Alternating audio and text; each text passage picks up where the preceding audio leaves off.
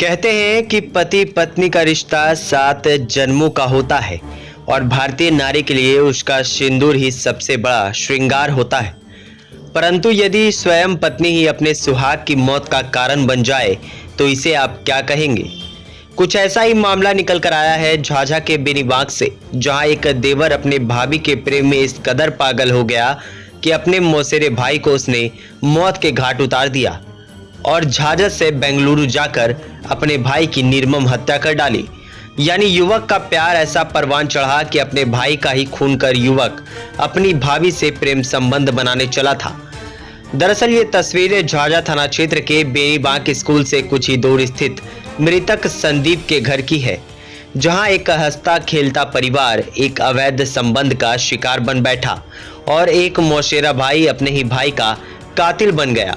संदीप के पिता बीरेंद्र मंडल ने बताया कि संदीप की शादी फतेहपुर निवासी पूजा के साथ वर्ष 2011 में हुई थी और उनके 2 मासूम बच्चे भी हैं। संदीप के पिता ने बताया कि उनकी बहू संदीप के मौसेरे भाई सुबोध से घंटों बात किया करती थी और सुबोध संदीप की गैर मौजूदगी में घर पर आकर कई दिनों तक रहता था।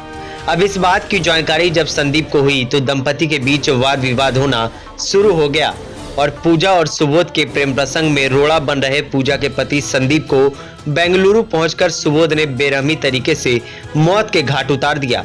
हालांकि इस मामले को लेकर जब नेशन न्यूज संवाददाता हर्ष ने कर्नाटका पुलिस से टेलीफोनिक संपर्क किया तो कर्नाटका पुलिस ने बताया कि अभियुक्त सुबोध को गिरफ्तार कर लिया गया है और शव का पोस्टमार्टम कर झाझा भेजा जा रहा है। इधर इस घटना के बाद परिजनों का रो रो कर बुरा हाल है और ग्रामीणों में शोक की लहर दौड़ पड़ी है। बेबस परिजन अपने बेटे के शव के आने का इंतजार कर रहे हैं।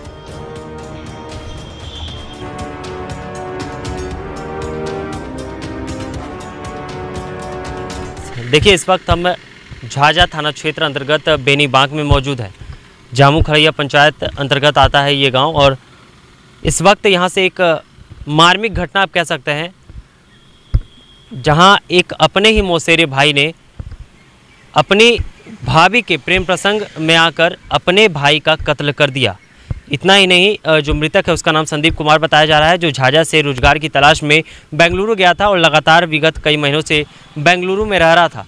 हालांकि इस मामले की पुष्टि करते हुए स्वयं परिजनों ने भी बताया कि जो संदीप की पत्नी थी, मृतक संदीप की पत्नी जिसका नाम पूजा बताया जा रहा है, जो फतेहपुर की रहने वाली है और आज से विगत 10 से 11 वर्ष पूर्व संदीप से पूजा की शादी हुई थी और पूजा जो संदीप की पत्नी है, पूजा का जो संबंध है वो प्रेम प्रसंग का मामला विगत 1-2 वर्षों से जो संदीप है उसके मौसेरे भाई सुबोध के साथ चल रहा था।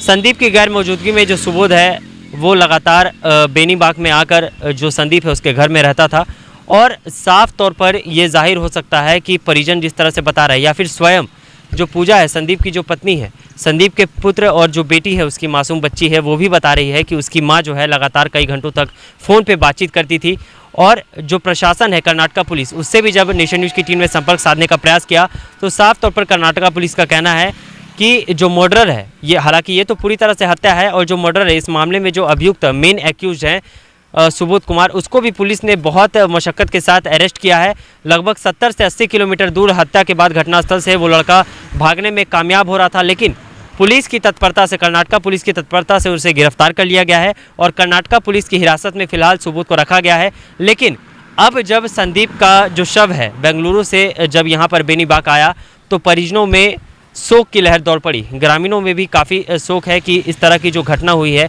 कहीं ना कहीं पत्नी और पति का जो रिश्ता है, वैवाहिक रिश्ता जो होता है, वो कहीं ना कहीं शर्मसार हुआ और प्यार ऐसा परवान चढ़ा कि देवर भाभी के रिश्ते ने एक जो निर्दोष था उसकी ज़िंदगी कुर्बान कर दी और एक मौसेरा भाई अपने ही मौसेरे भाई का कातिल बन बैठा।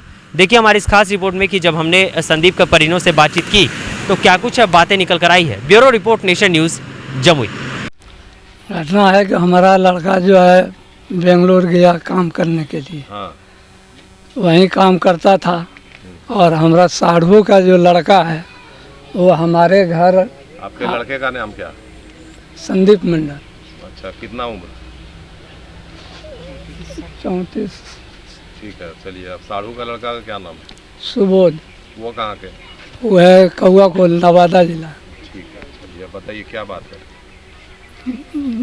वही बात है कि यहाँ से जब बेंगलोर गया काम करने के, हम लोग यहाँ नहीं थे, हम लोग चल गए थे दुमका।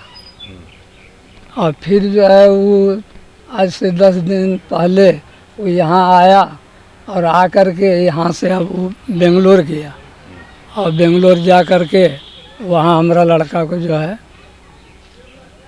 मर्डर किया। क्या नाम हुआ? मेरा नाम सुजीत कुमार है।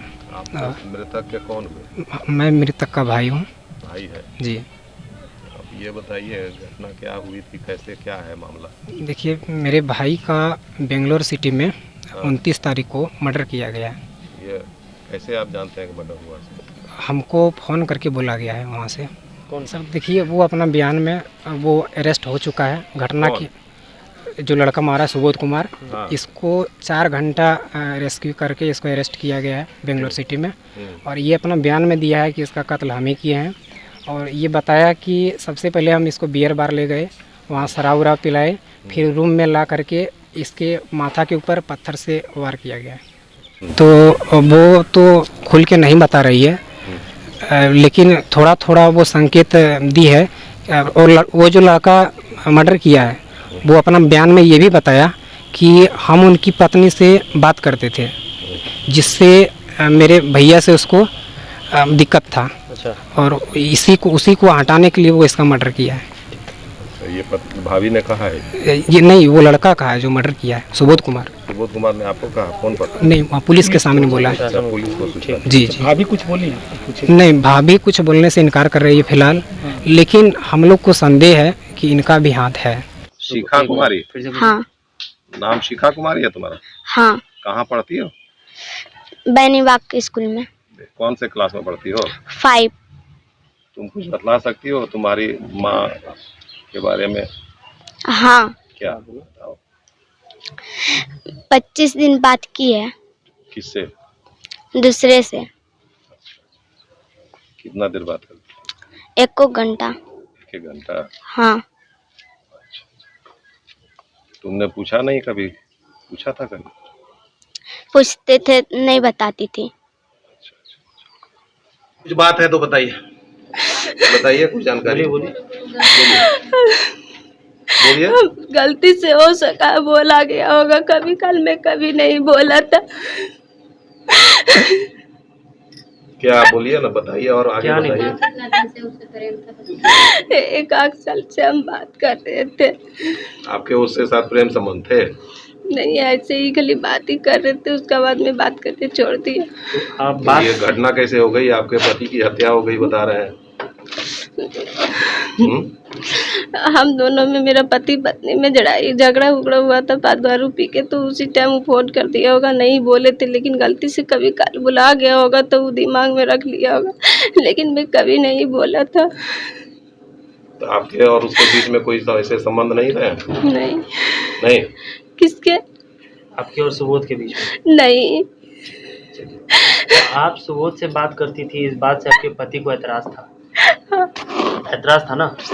वो जानते थे कि आप बात करती हैं उनसे, सुबोध से? नहीं, मुझसे मतलब लड़ाई, हम कभी कभी दारू पी लेते थे तो वो हमसे मतलब होती करते रहते।